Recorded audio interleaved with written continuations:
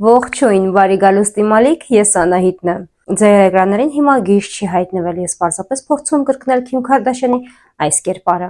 Այս հոլովակում ես փորձում եմ կրկնել նրա կերպարը իմ AliExpress-ից, Shein-ից եւ Temu-ից գնած զարդերով, ինչպես նաեւ ակնոցներով, եւ իմ չափից դուրս հին կոստյումը, որը շատ վաղուց եմ ձեռք բերել, բայց որը ակտուալ է իմ հոլովակների համար։ Համենայն դեպս։ Լավ, վերջամարտեցինք։ Ուրախ եմ, որ միացրել եք հոլովակը, ես հուսով եմ, որ այն ձեզ դուր կգա, այն ինչ-որ չափով շատ մռայլ է ստացվելու, հնարավոր է եւ իմ արտաքին տեսքը լրիվ համապատասխանում հոլովակին, չնայած ես 25 րոպե կսվել եմ։ Էլ ինչի պետքա չնայենք իմ սիրուն աչքներին ու իմ մեյքափին։ Հոլովակը մռայլ է ստացվել, քանի որ խոսում ենք դատավարությունների մասին, իսկ դատական գործերում կոնկրետ այս դատական գործերում շատ զզվելի մանրամասներ են բացահայտվելու։ Մենք հիմա մակերեսորեն անցնում ենք Դիդի գործով, մի փոքր մակերեսորեն Քիմ Քարդաշյանի գործով, որտեղ դա կարևոր է, ինչու ոչ։ Այնուհետև ես ձեզ համար ավելի մանրամասն հոլովակներ կնկարեմ այս գործերի մասին։ Ես ուզում եմ ձեզ խնդրել, որպեսզի դուք աջակցեք ինձ, քանի որ դա անվճար է։ Պարզապես սեղմեք լայքի կոճակը։ YouTube-ը տեսնում է, որ դուք ակտիվ եք իմ հոլովակների ժամանակ, այսինքն իմ հոլովակների հանդեպ ակտիվ եք։ Լայք եք դնում, գրում եք մեկնաբանություն կամ լայքում եք մեկ այլ մեկնաբանություն գրողի մեկնաբանությանը, տավտոլոգիա եղավ։ Մի խոսքով ակտիվ եղեք, ակտիվ, չափից դուրս ակտիվ եղեք, որպեսզի դուք օգնեք ինձ, ես այ օգնում եմ ձեզ, տրափանդրելով ձեզ ժամանցային կոնտենտ։ Դե ինչ, գնացինք առաջ։ 2025 թվականի մայիսին Փարիզում տեղի ունեցավ Քիմ Քարդաշյանի 2016 թվականի զինված կողոպուտի գործով դատավարությունը։ 10 մեղադրյալներ, հիմնականում 60-ից 70 տարեկան տղամարդիկ, կանգնել են դատարանի առաջ մեղադրվելով զինված կողոպուտի, հանցավոր խմբավորման անդամակցության եւ առևանգման մեջ։ Նրանցից ոմանք հայտնի էին մականուններով, որոնք հիշեցնում են 60-ից 70-ականների ֆրանսիական հանցագործներին։ Կողոպուտի մասին մանրամասն հոլովակ ես ունեմ իմ ալիքում, որպեսզի երկար չանդրադառնամ դրան, միանգամից անցնում ենք դատավարությանից, դուք կարող եք վերևի հողմով անցնել եւ դիտել այդ հոլովակը։ Մայիսի 13-ին Քիմն անձամբ է ներկա գտնվել Փարիզի դատարանում եւ հուզիչ վկայություն է տվել։ Նա մանրամասն նկարագրել է, թե ինչպես են դիմակավորված տղամարդիկ ներխուժել իր հյուրանոցային սենյակ, կապել իրեն, սպառնացել ատրճանակով եւ գողացել մոտ 10 միլիոն դոլար արժողությամբ զարդեր։ Քարդաշյանը վկայության ընթացքում նշել է, որ վախեցել է, թե իրեն կսպանեն կամ կբռնաբարեն։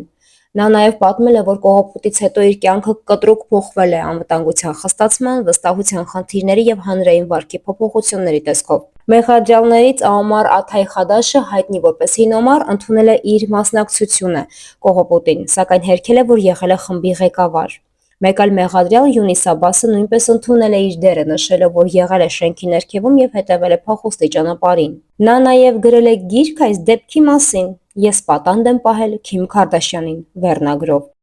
Դատավարությունը մեծ ուշադրություն է գրավել ինչպես Ֆրանսիայում, այնպես էլ միջազգային մակարդակում, ընդգծելով հանրահայտ անձանց անվտանգության, սոցիալական մեդիայի ազդեցության եւ արդարադատության թեմաները։ Փարիզում Քիմին ուղեկցում էին մայրը Քրիս Ջեները եւ անվտանգության աշխատակիցները։ Դատարան ժամանելիս նա կրում էր սև գույնի վինտաժային Ջոն Գալիանոյի դիզայնով կոստյում։ Նրա կերպարը լրացնում էին շքեղ ադամանդե զարդերը, ներառյալ 3 միլիոն դոլար արժողությամբ վզնոցը, որը բաղկացած էր 80 ադամանդներից, 82 եւ 17 կարատ քաշով եւ կենտրոնում 10 ու 13 կարատանոց տանձաձև ադամանդով։ Բացի այդ, Քիմը կրում էր 8100 դոլար արժողությամբ ականջողեր։ Նրա այս ոճային ընտրությունը դիտարկում է որպես ուժի եւ վերահսկողության խորհրդանիշ, ընդգծելով իր հաղթահարած տրավման եւ վերահաստատելով իր ինքնավստահությունը։ Այս քայլը ցույց է տալիս, որ Քիմը որոշել է իշխանությունն վերականգնել սեփական պատմության հանդեպ։ Այսպիսով Քիմը շեշտեց, որ նա վերադարձել է նույն քաղաք, նույն սրահ, նույն պատմություն, բայց այլ դիրքից։ Քիմի դատարանի ներկայությունը մեծ լուսաբանում ստացավ մամուլում եւ սոցիալական ցանցերում։ Նա վերահաստատեց իր ազդեցությունը ոչ միայն որպես հեռուստաաստղ կամ բիզնես լեդի, այլ որպես կին, ով անցել է փորձությունների միջով եւ հիմա կանգնել է դրանց դիմաց։ Քիմ Քարդաշյանի դատարան ներկայանալը ընդամենը իրավական գործընթաց չէ։ Դա հոգեբանական հաղթանակի, հանրային ինքնապաշտպանության եւ ոճի քաղաքականության արտահայտություն էր։ Երբեմն մարդիկ վախենում են խոսել այն մասին, ինչի միջով անցել են, օրինակ բռնության կամ տրավմայի դեպքում, մտածելով, եթե լռեն, ամեն ինչ կհեշտանա։ Բայց կիմը ցույց տվեց, որ երբ մենք բարձրացնում ենք մեր ցավի, վախերի կամ փորձությունների մասին, դա կարող է մեզ ուժեղացնել, նույնիսկ փրկել, որպես անհատ, վերականգնելով ինքնավստահությունն ու վերահսկողությունը։ Լռելը երբեմն նշանակում է հաշտվել ցավի հետ եւ թույլ մնալ։ Խոսելը կարող է լինել մեր ազատման ճանապարհը։ Դիդի դատա սկսվել է։ Ինչպես ասացի հոլովակի սկզբում, մակերեսորեն ենք հիմա անցնում, մի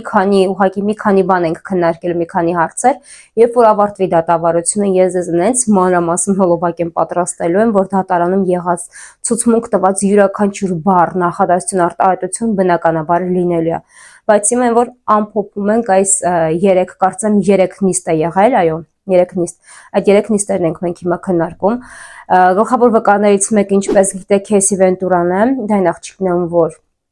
Դիդին ծեծել էր հյուրանոցում Լոս Անջելեսի, դրա նախկին ընկերուհին, ով որ ամուսնացած է արդեն մեկ այլ տղամարդու հետ բնականաբար եւ հղի իր երրորդ երեխային է կրում, նա հղի վիճակում 8 ամսական հղիության ընթացքում եկել է դատարան եւ տալիս է վկայություն Դիդիի դեմ, ինչ թեմաների մասին է խոսում, ու իդեպ նրան աջակցելու է եկել իր ամուսին Ալեքսը, ով որ նստած էր անձամբ դատարանում։ Շոուն Դիդի Կոմսի դեմ սեռական շահագործման եւ կազմակերպված հանցագործության գործով դատավարությունը սկսվել է 2025 թվականի մայիսի 5-ին Նյու Յորքի Դաշնային դատարանում ժյուրիի ընտրությամբ։ Բուն դատավարությունը բացման ելույթով եւ վկաների ցուցմունքներով մեկնարկել է մայիսի 12-ին։ Դատավարության առաջին նիստին մեղադրող կողմը ներկայացրել է Դիդիին որպես անձ, ով տարիներ շարունակ ղեկավարել է սեռական շահագործման եւ բռնության ենթարկվող հանցավոր ցանց։ Նրանք նշել են, որ Դիդիի ազդեցիկ դիրքը երաժշտական արդյունաբերությունում օգտագործվել է կանանց նկատմամբ վերահսկողություն եւ շահագործում իրականացնելու համար։ Պաշտոնական կողմը իր հերթին ընդունել է որոշ ընտանեկան բռնության դեպքեր,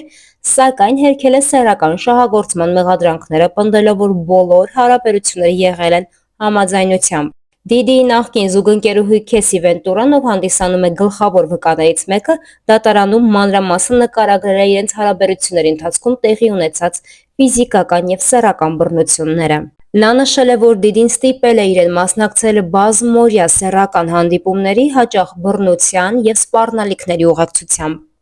Վենտուրան նաև պատմել է, որ Դիդին վերահսկել է իր կարիերան եւ անձնական կյանքը, օգտագործելով տեսագրություններ որպես շանտաժի միջոց։ Վենտուրայի մուտքի ժամանակ Դիդին փորձել է նայել նրան, սակայն Քեսին խուսափել է աչքի շփումից եւ շփտացել է դատախազին ու նստել իր տեղում։ Դատարանում ներկա են եղել Դիդիի ընտանիքի անդամները եւ ընկերները, ովքեր աջակցությունն են ցուցաբերել մեղադրյալին։ Դատավարությունը նախատեսվում է տևել մոտ 8 շաբաթ, որի ընթացքում սպասվում են այլ վկաների ցուցմունքներ եւ լրացուցիչ ապացույցների ներկայացում։ Դիդին ներկայումս գտնվում է Բրուքլինի մետրոպոլիտեն կալանավայրում առանց գրավի հնարավորության։ Վենտուրան նկարագրել է բազմակի բռնության դեպքեր, որոնց ենթարկվել է Դիդիի կողմից։ Նա նշել է, որ Շոնը հաճախ բռնություն է գործադրել իր նկատմամբ, պատճառելով լուրջ վնասվածքներ, ներառյալ կապտած աջ, կայտուցներ, շրթունքների վրա, մարմնի տարբեր հատվածներում կապտուկներ։ Նա նաև պատմել է 2016 թվականի Լոս Անջելեսի հյուրանոցում տեղի ունեցած դեպքի մասին, երբ Դիդին հարձակվել է նրա վրա, ինչը արձանագրվել է տեսախցիկներով եւ հայտնվել է հանրության առջև։ Դեպքից հետո նա ստիպված է եղել դիմել դիմահարդարման միջոցների վնասվածքները թաքցնելու համար, ինչպես եւ 10 տարիների ընթացքում։ Վենտուրան ասել է, որ Դիդին ստիպել է իրեն մասնակցել բազմօրյա սեռական միջոցառումների, որոնք Դիդին անվանել է freak off։ Նա նշել է, որ այս միջոցառումների ընթացքում հաճախ օգտագործվել են թմրանյութեր եւ Դիդին տեսագրել է այդ հանդիպումները։ Հետագայում դրանք օգտագործել է որպես շանտաժի միջոց։ Քեսին նկարագրել է, որ իրեն ստիպել են մասնակցել սեռական հարաբերությունների երբեմն միաժամանակ մեկից ավել տղամարդկանց հետ։ Նա խոստովանել է, որ փորձել է չմասնակցել կամ հրաժարվել, սակայն Դիդին ճնշում է գործադրել Քեսի վրա։ Freak off-ի ժամանակ Դիդին ստիպել է մարմնավաճառ տղամարդկանց միզել Քեսի վրա կամ բերանի մեջ։ Այդ ամենը Դիդին նկարել է Քեսի հեռախոսով եւ ստիպել, որ դրանք չջնջի, այլ պահի։ Քեսին այդ տեսագրությունները պահպանել է եւ գործի քննության ժամանակ հանձնել դատավորին։ Լրատվամիջոցները փորձել են պահանջել դատարանից տեսագրությունը, որպեսզի հանրությունը ծանոթանա գործին, սակայն Քեսի փաստաբանները արագ արձագանքել են լրատվամիջոցների պահանջին եւ ստիպել դատարանից վճիռ, որ այդ տեսագրությունները կմնան դատարանում եւ միայն դատավորն այն տեսնելու։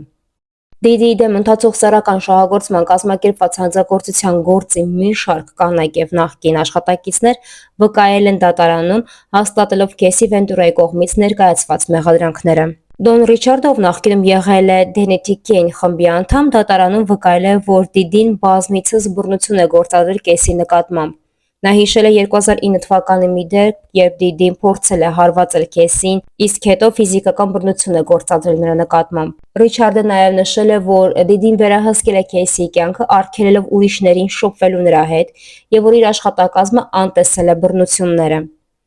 Քերի Մորգանը, Քեսի նախկին լավագույն ընկերուհին, դատարանում պատմել է երկու դեպքի մասին, երբ Դիդին բռնություն է գործադրել Քեսի նկատմամբ։ Նա նաև նշել է, որ Դիդին իրեն է հարվածել, պատճառելով ուղեղի ցնցում։ Մորգանը հայտնել է, որ Շոն Դիդի կոմսը իրեն վճարել է $30,000 լռության պայմանագիր ստորագրելու համար։ Դեյվիդ Ջեյմսը, Դիդիի նախկին անձնական օգնականը, դատարանում վկայել է, որ Քեսին իրեն ասել է, որ չի կարող հեռանալ Դիդից, քանի որ նա վերահսկում է իր կարիերան, վճարում է իր բնակարանի վարձը, տրամադրում է ֆինանսական աջակցություն։ Ջեյմսը նշել է նաև, որ Դիդիի անվտանգության աշխատակիցները զինված են եղել, եւ որ աշխատակազմը պարտավոր էր ենթարկվել Դիդիի հրահանգներին։ Այս վկայությունները, ինչպես նաև Քեսի Վենտուրայի ցուցմունքները կարևոր դեր են խաղում Շոն Դիդի կոմսի դեմ առաջադրված մեղադրանքների հաստատման գործում։ Դատավարությունը շարունակվում է եւ սպասվում են այլ վկաների ցուցմունքներ։ Պաշտպանող կողմը, այսինքն Դիդի փաստաբանները նաև հարցեր են տալու Քեսին, արդեն իսկ տվել են, եւ փորձում են այնպես դասավորել հանգամանքները, որ Քեսին բավականին տեղյակ է եղել, թե ինչ էր լինել ֆրիքովի ժամանակ, եւ նա ինքն է ցանկացել մասնակցել նրանց,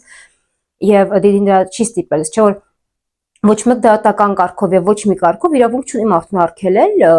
իր սենյակում զբաղվել այն ամենով, ինչը որ նրան դուր է գալիս։ Հուսով եմ, որ իմ միտքը հասկանում եք, ես չեմ ուզում լայն բացվել։